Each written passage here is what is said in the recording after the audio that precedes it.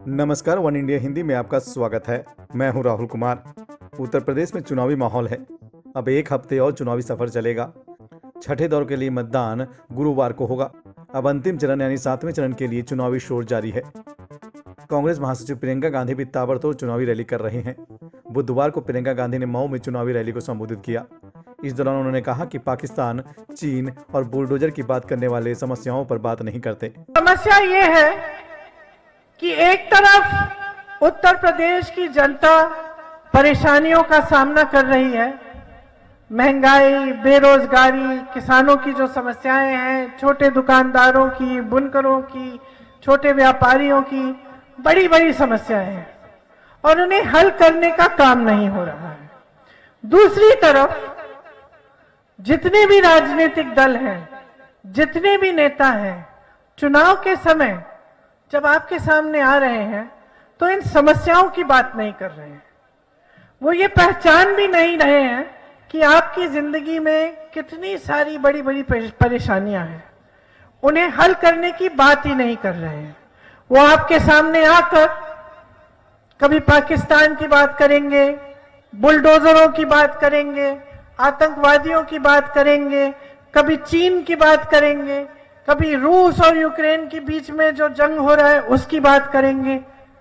लेकिन आप जो रोजाना हर रोज एक जंग लड़ रहे हैं अपनी रोजी रोटी को कमाने के लिए, जो संघर्ष आप कर रहे हैं, जिस संकट में आप हैं, उसकी बात कोई नहीं कर रहा है।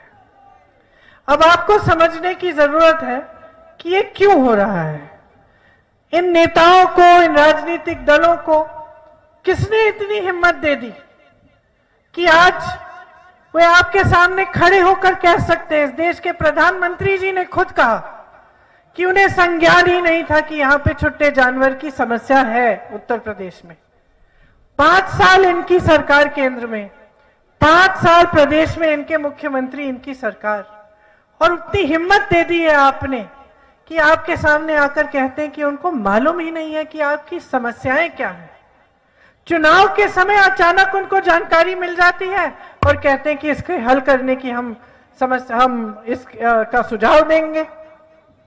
तो इन सब नेताओं को इतनी हिम्मत मिल गई है, इतनी बुरी आदत डाल दी है आप लोगों ने कि आकर कुछ भी बहकी बहकी बातें कर लें, खोखली घोषणाएं दे देते हैं। चुनाव के समय हम ऐसा करेंगे, 70 लाख रोजगार बनाएंगे।